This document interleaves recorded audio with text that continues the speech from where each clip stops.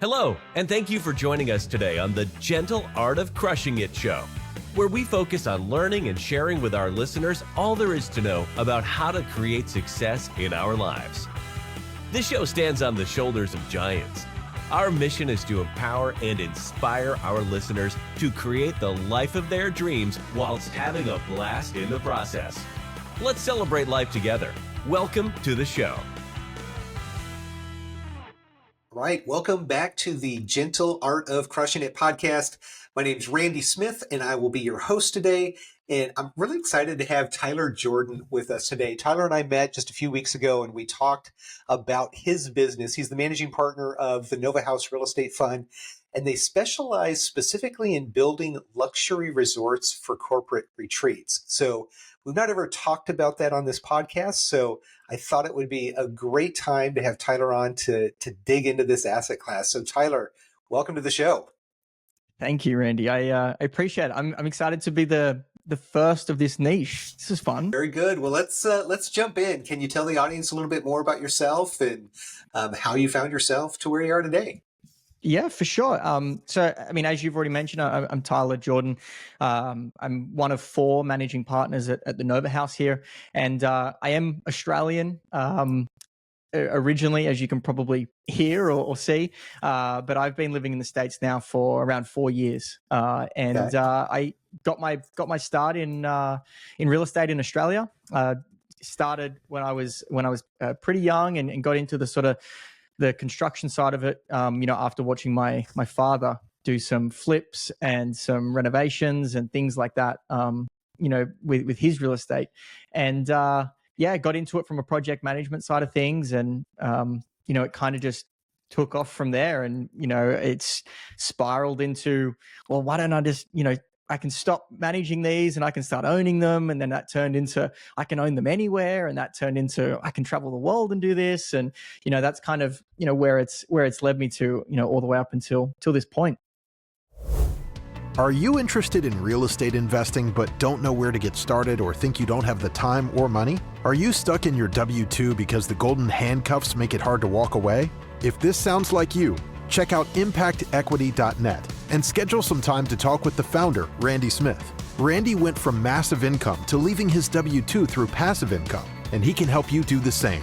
www.impactequity.net. I love it. I love it. So yeah, I've heard of this strategy, like lifestyle investing, where you can, invest in short-term rentals or properties all over the world, and then basically spend your life kind of jaunting around and staying at these beautiful assets. So it sounds like you've been able to curate that with your life in a relatively short amount of time, it looks like.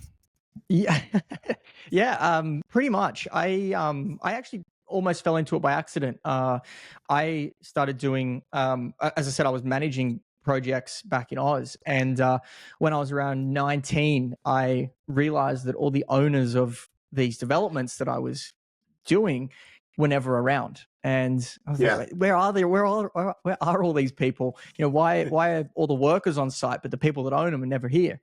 And I realized that I can kind of do this from anywhere. And so I did. I started, traveling and managing things from afar, via Zoom calls and emails and just doing things like that. And so, I did properties that I had never even seen before. I just sold one a couple of months ago in Australia. I had never been there, never seen it. And that went from land acquisition, construction, all the way through. We leased it for a year and then sold it. And I've never been there, never seen it, nothing. And Unreal. It's an interesting process, but it's a big unlock when you realize that, this isn't an industry that you have to be, in an office every day. You just have to be connected to the internet and connected to the right people. Yeah. I love the idea. I mean, I'm here in Phoenix, Arizona, and when I got into real estate, the listeners have heard this probably, too many times, but I started buying houses out of state because it just made more sense economically to do it in Kansas City and Atlanta versus doing it here in Phoenix. And you've taken that to an entirely different level. Is that still what you're doing, by the way? Is it you're still all out of state? So So I'm no longer an actual operator where I'm not buying assets myself anymore. We're just 100% passive investors, and we invest in well-vetted other operators' deals. So, yes, we do own assets all over the country, but we've not gone international yet at this point. Okay. So, come on, what's holding you back? That's where all the fun is. well, this is our second conversation. Who knows? Maybe we will in the future. But yeah. Let's dig into it a little bit. Let's hear, like, you were in Australia. You decided to start doing some travel while you're doing this. You've made a shift where you may or may not still be doing actual development or renovations of assets, but you've shifted more, especially for reasons of this conversation, around this short-term rental, retreat center, corporate-owned facilities. So talk about that a little bit. When did you guys get started in that space? 100%.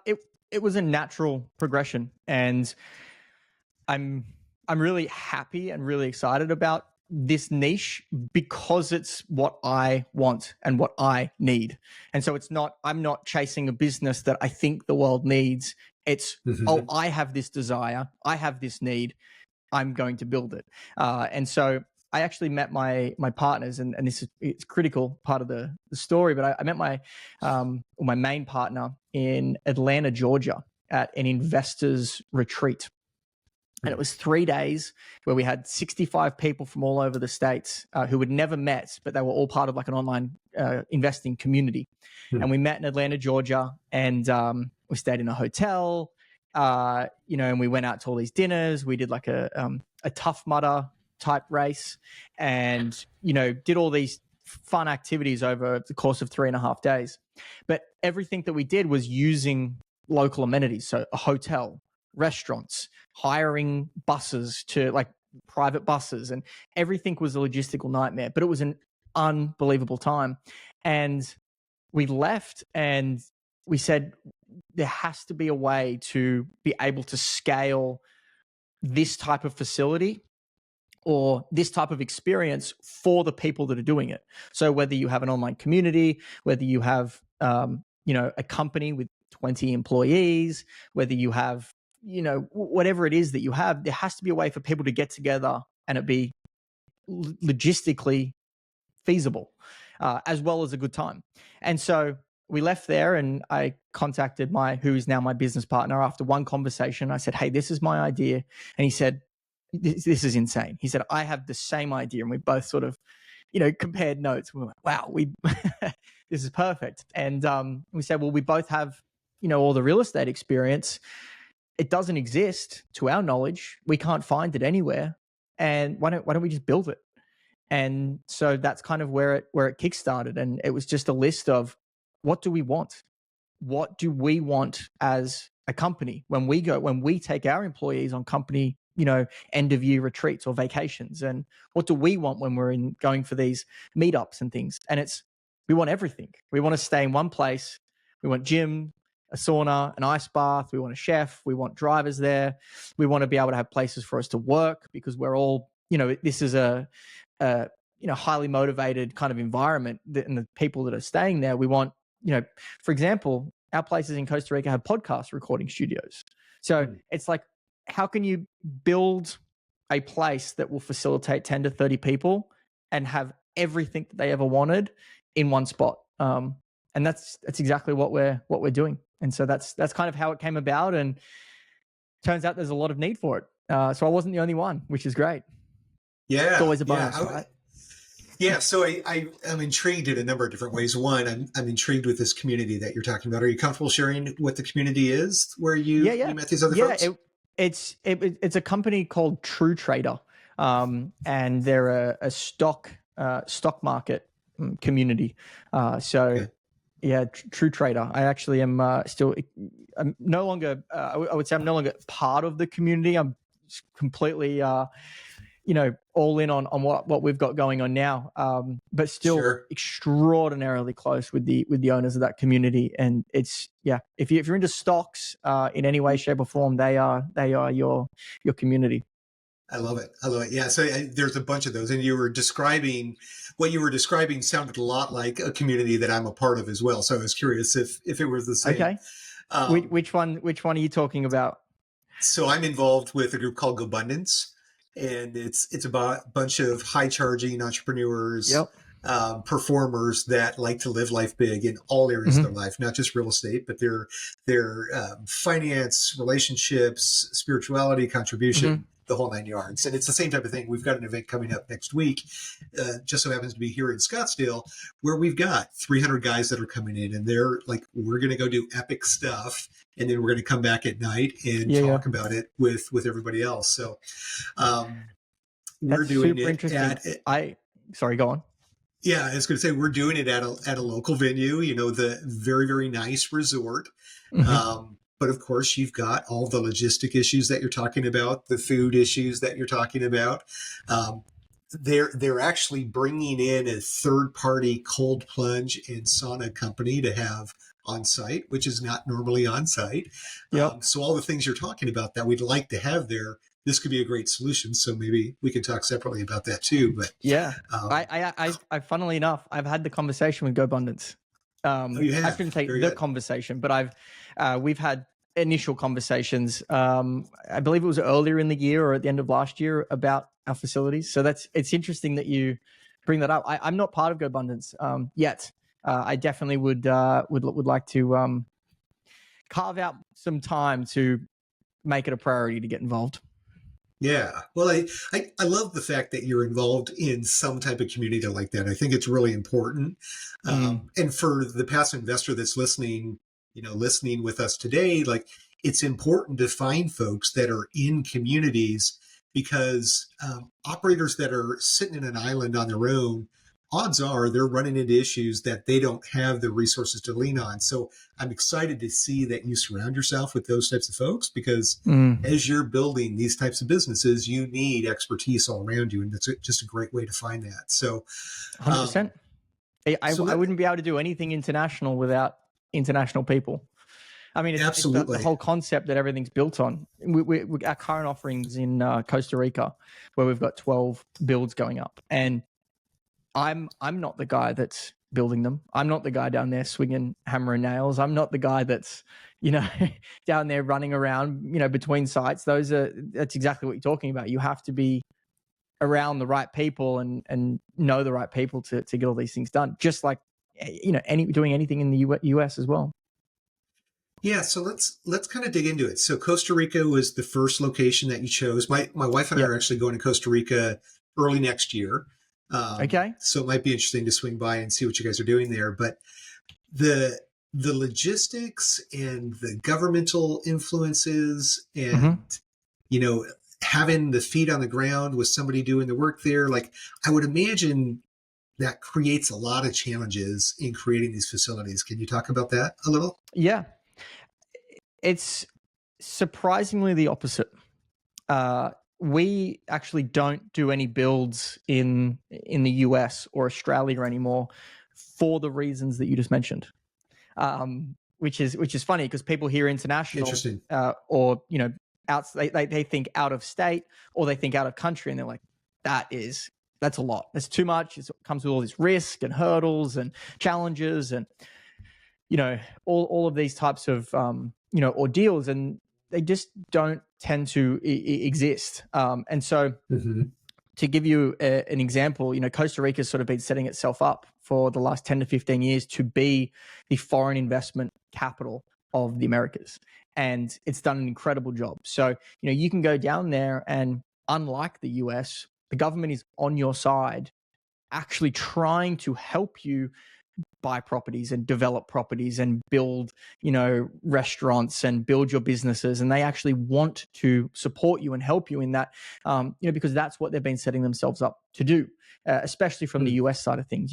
Costa Rica, a large portion of their, GDP is based on American investment. And so it is a challenge in all of the ways that it is a challenge in the US. You have to know the right people. You have to, you have to have your ins with the municipalities and the local councils. You have to know the locations. know the right people and all that type of stuff. And that's how we build things, is actually buying property and developing is the last thing that we do. The first thing that we do, and we spent a bit over 2 years doing this in Costa Rica, is building out what we call the dream team. And so we spent about a year getting the top architect officially, has just got an award, the Lifetime Achievement Award for the top architect in Costa Rica, getting him on board, as well as the top legal team in Costa Rica on board. And so once you get those types of people on board, you can sort of work your way down and have everything go your way. Sure. You then, they only work with the best general contractors, and they only, that they have all of the right connections in the permitting offices, and they have all of the right connections to get this done and to get that done, and that type of thing. And so that's how we do it. It's all based on the people. And in terms of logistics, we have two of our managing partners are in Costa Rica. So one of them has actually done close to 200 of these builds in Costa Rica over the last 2 decades. And so this is just another day for him. It's just let's more and more and more. And so, that kind of a track record, it really is, to a degree, for us, a plug and play, with someone that is part of our team. And then the other managing partner that's down there, the Nova Haus, he's actually got 25 years of experience as one of the head project managers for the Giga projects in Saudi Arabia and Dubai. And so he went to Costa Rica a few years ago to sort of see what all the hype was about, and essentially never came home. And he said, "This is it. This is where it's all happening. We're moving everything: the family, the resources, the business, the whole thing." And joined the Nova Haus, and he's all in on what we've got going on. So it makes it very easy when you have partners who are far better than you could ever imagine being, with skills and knowledge that would take decades to acquire, who are there, who are running the show, who are getting everything done. So for us, this is a people game. Real estate's people. Yeah, it's interesting. My initial response goes to this would be much harder doing it out of the country. Oddly enough, I was listening to a podcast last night that had an Elon Musk interview on it, and he was talking about the differences between building a facility in California, which would take 2 years to get through just the permitting spot alone, versus it depends being where in you Texas. are. Malibu's 5 years right now. Exactly. Yeah. So even worse, potentially. So he compared it to Texas, where he was able to go through permitting and build in 14 months.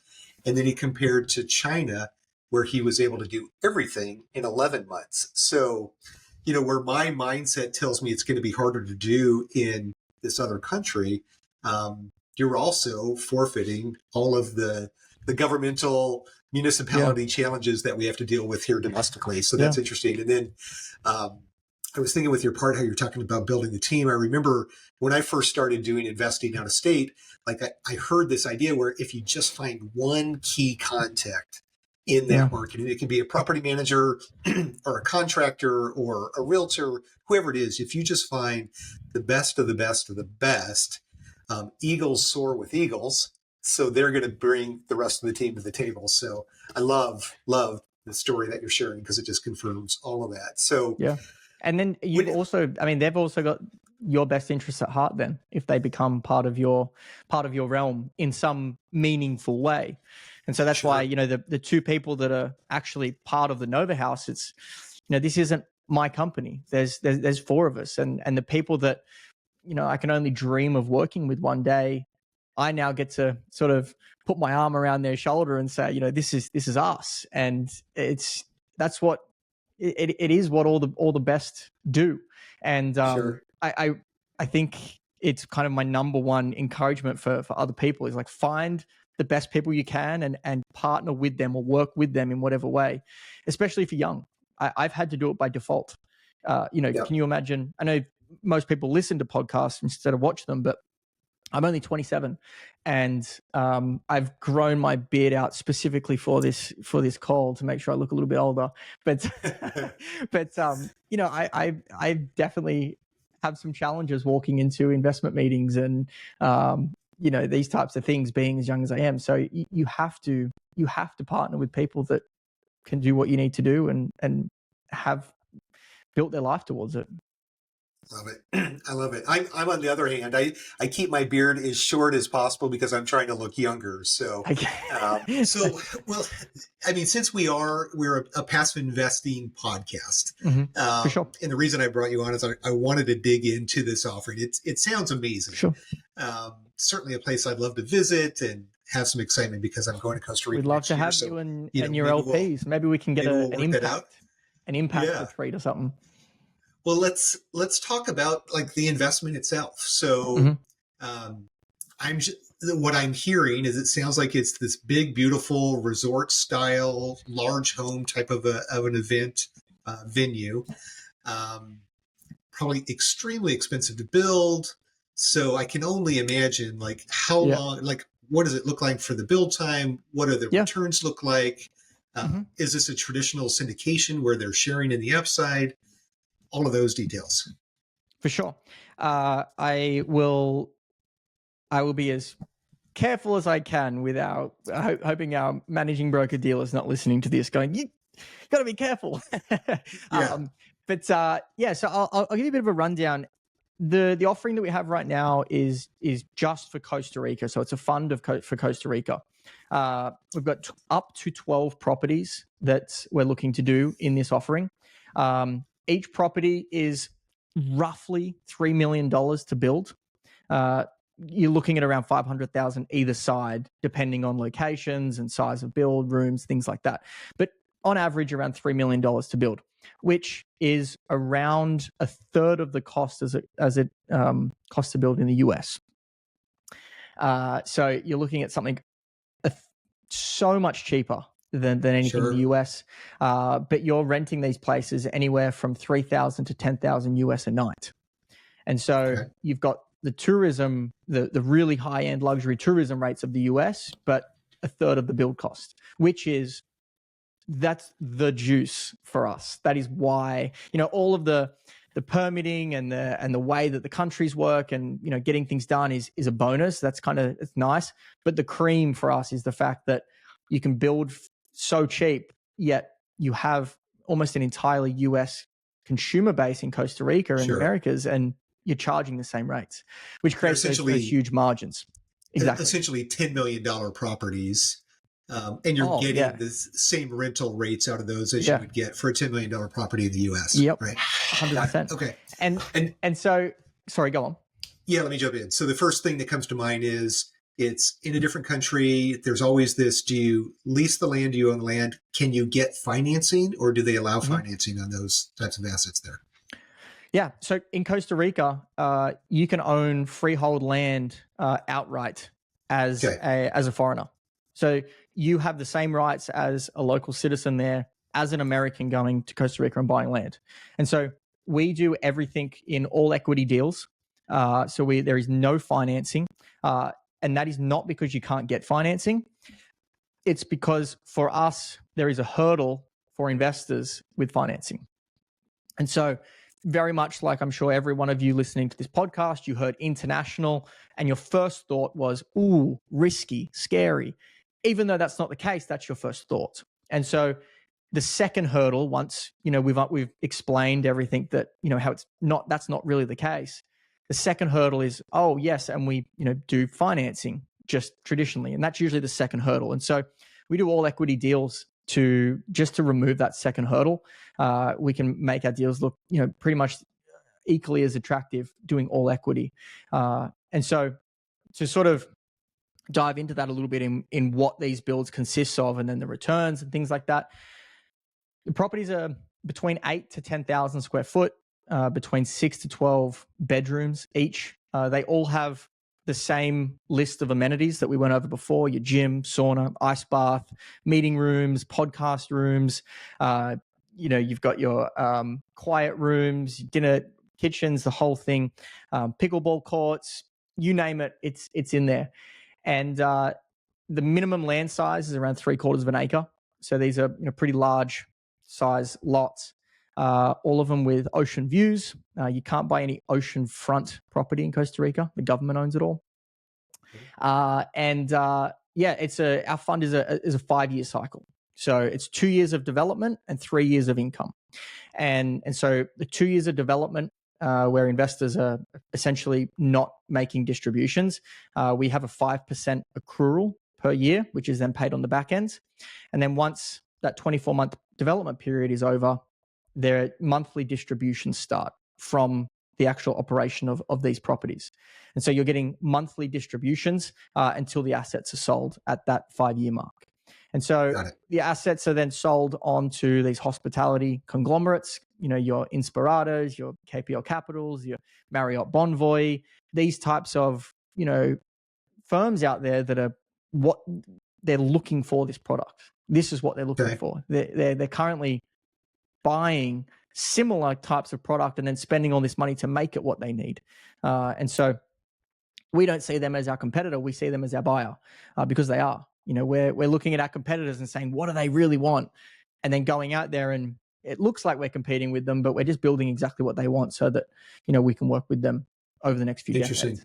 And so over the 5-year period, you're looking at 2 to 3x multiple and close to a 30% IRR.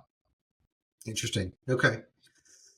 Yeah. So that is, it's interesting to hear. Anytime I hear development, I'm always looking for much better returns than what you would get with, traditional value add or stabilized assets. IRRs being what you mentioned in development, that sounds like that would satisfy that. The international, which is an interesting one on that, because the IRR, that 30% IRR is on the 5-year. That's if everything goes full 5-year. If we can turn over a property in 3.5 years or 4 years, we will do so. The only reason that these are being operated is to maximize the sale price, so that you've essentially got a property and a cash flowing business on it. Sure. Interesting. Okay. So are there any tax benefits to investors that are investing in this space? So you do get tax benefits, but tax is done linearly. You can't do bonus depreciation on foreign assets, and so it's around 3 to 6% annually. So you are getting that, and that is flowing back to the investors. However, there's no bonus depreciation, so it's not something where you're offsetting 30, 40, 50%. There's generally no cost segregation that occurs in development anyways, right? It doesn't make sense to do it just because of the clawback. Okay. Right. Yeah. Interesting.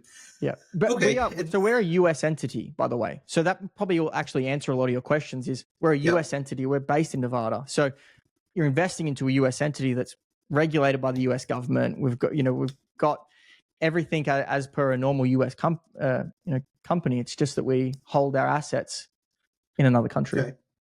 And are these 506B or 506C offerings? 506Cs.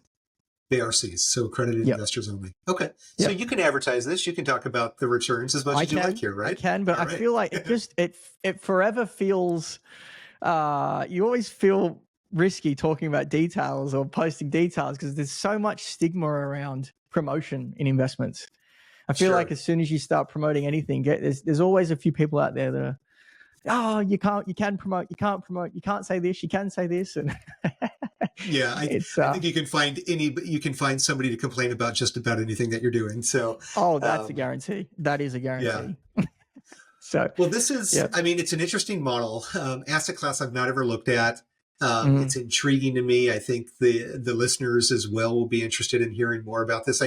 We talk a lot about diversification on this podcast. So I think, as a personal investor, I'm probably not going to put a very large portion of my investment into something like this, but it certainly could be a portion of the dollars that I have invested, maybe, a 10th or a 20th of that. Like we hear a lot of people do. And it's just like anything. As you guys build track record, it's going to be an easier sell. I'm sure more investors will come on board because the people that have success will share with everybody they know. And I'm sure it'll grow like crazy. So one of the things, I'm actually involved with a short-term rental fund here domestically, and they have like ownership rights with access to the units. I'm curious, have you guys built anything like that into this model? You mean access rights into the units, meaning Could you? Like they Sorry. could potentially get a discounted rate if they wanted to Oh, rent right. these Gotcha. facilities on the back end or something. Yeah. So you mean like for investors to use these properties and get discounts and things like that, right? Yep. Yeah. So a few different things on our side. The investors that we have for these properties are also our consumers, right? The only people Okay. that are staying in $5,000 to $10,000 a night mansions with a group of 15 people are people that have tens of Sure. thousands, hundreds of thousands of dollars to invest. And so we want that a lot. We want it as much as we can. And so we plan on holding annual investor retreats ourselves. Okay. So we will have Nova Haus investor retreats at these places, as well as blacking out low periods in the year. So in Costa Rica, the consensus is roughly 25% vacancy. And so properties like our competitors typically are much lower than that vacancy. They're looking at, 1 to 10% vacancy. However, we definitely want to block out, a couple of percent per year to be able to offer these to investors and say, look, if you want to stay at these places and it's not booked, we can, look at you at a discounted rate or just pay the cleaning fee or whatever that might be. Now, that is not in the PPM. That is not legally binding. However, Sure. it is the whole goal that we're building this. This isn't something that we're building this because we want it. And we know that everyone that is in our circle also wants it. And so you don't build something like this and not use it. And so we want to get the whole thing around it. I love it. Well, that's reason right there to have our callers book a call with you to try to learn more about this. So I know we've got kind of a tight schedule here, so I want to be respectful of your time, but I do still have a few questions I'd like to ask everybody before we wrap up. Go for it. Right. Just before we jumped on, I sent a message and said I might be a few minutes over. So just letting you, I'm good for a couple minutes. Very good. Very good. All right. So first of all, how can people find you if they want to connect with you, talk with you, book a call with you to learn more about what it is that you guys are offering? For sure. I mean, LinkedIn's probably going to be the easiest, and it seems to be the most common way. So it's Tyler Jordan on LinkedIn. If you don't want to go through any kind of messaging, there is a link to book a call in my bio. Outside of that, we have www.thenovahaus.com, and house is spelled Haus. God, I'm on all platforms. We're on all platforms, on all socials. Sure. All right. You talk to our managing broker dealer, Nobles and Richards, if you want to get involved as a wealth management firm or RIA or a broker dealer. And I guess those are probably the three best pipes. Personal Awesome. LinkedIn, website or MBD. Very good. Very good. So, all right. So since this is geared towards the newer passive investor, in your experience, what is the best single resource for people to get educated on passive investing? Taking a step before you're ready. I found myself when I started getting into real estate, becoming a bit of a junkie for essentially this question, and reading all the books, and I just couldn't stop. And so since I'm actually starting to become quite anti-resource to get started, at least for the first few years. Sure. What you will learn taking a step that fully commits you to a process is more than you will ever imagine. It's maybe it's going on LinkedIn and searching for a syndicator or searching for a fund manager or whatever it might be, searching for yourself, Randy, and hitting that link that says book a call, even if you have no idea what you're doing, even if you don't even know what the word LP means, none of it. If you want to learn, for me, I am really starting to become an activist for just take the step and you will figure it out. I love it. Sorry, that's analysis paralysis is a real thing. No, it's exactly true. I did the same thing. I wish I would have got started 5 years, 10 years earlier than I did. And I probably could have left my W-2 5 or 10 years earlier. So I often suggest that as well. Take action. I'm a ready, fire, aim guy today. Yeah. And you'll find the resources. For example, if I had never started and I reached out to you, Randy, and I said, hey, And within the first 2-3 minutes of the call, you would figure out very quickly that I didn't know anything if I was new. Right. And you would probably say, this is what you should read. This is what you should look at here. This is where you should start. And so then you've got an expert like yourself, someone who's been in the game for so long, who's now, I wouldn't say mentoring you, but guiding you to where to start and where to go. So absolutely. Awesome. Sorry, I think unconventional it's a great answer. answer. Great answer. No, unconventional real estate as well. So do you have any podcast that you are listening to today that you might suggest to the listeners? I'm not. I will say I subscribed to your podcast right before this. However, I have a tendency to I try everything I can. I try to avoid getting off target. And I start listening to so many podcasts and I'm like, oh, multifamily is amazing. And I'm like, no, I've been down there. I've done multifamily. I was like, I'd love storage. And and I'm like, I can start LP investing it. And I'm like, oh, I need to focus. But no, I try to stay in my own lane in terms of podcasts and just listen to more so podcasts on the side of like capital raising sides of things, operational sides of things, and I guess more on the logistics side. So Modern Wisdom podcast is a great one. Tim, oh my God, I'm blanking right now. Forgetting, talks about virtual assistants and real estate assistants and things like that. Learning types of podcasts. I love it. Modern Wisdom. I believe I've heard that. I will look into that one though. Okay, now a couple of quick kind of fun questions. So as people are doing due diligence on this project with you, what is one question that more people should be asking? That more people should be asking that they're not. Ooh, I like that. I think more people should be willing to go to Costa Rica and see it, touch it, feel it.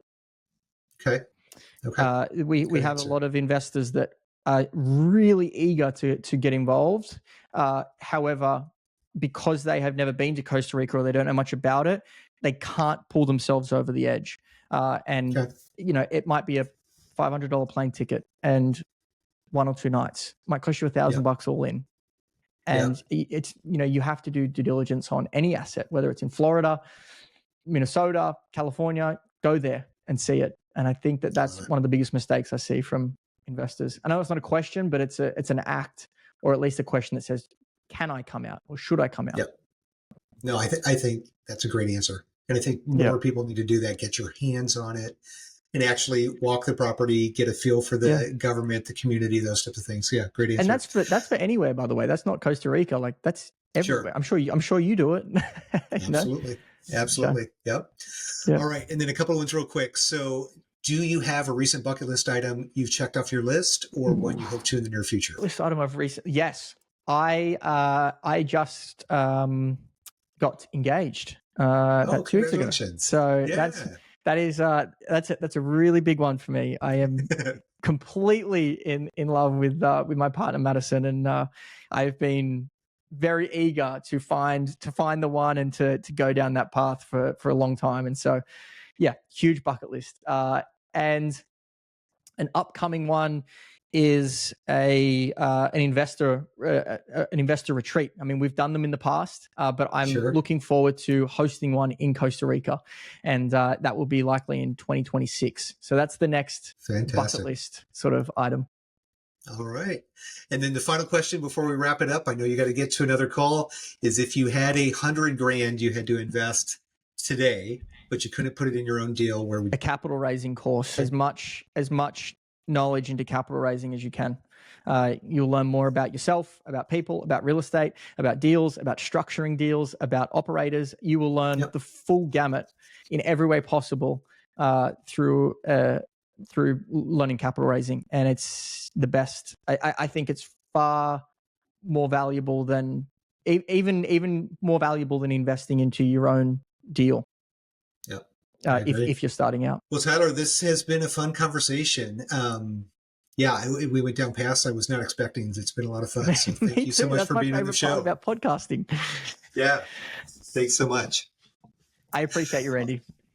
All right. To the listener, as always, we encourage you to continue your education journey in passive investing. And more important than that, we encourage you, like Tyler said earlier, take action. Make the decision to invest in your first passive investment deal. Both Tyler and I are so convinced that once you do, you will just wish you had started that much sooner. So again, thank you for joining us today. Be sure to join us again next Thursday for another great episode. And don't forget to like and subscribe on your channel. Thanks so much. Well, there you have it, ladies and gentlemen. Another episode of The Gentle Art of Crushing It. It was an amazing episode. We know we sure learned a lot, and we hope you did as well. We want to take a second and thank you so much for viewing or listening to this episode. And please just know that we only ask for one favor, and that is to make this life magnificent. Thank you, and have a wonderful day.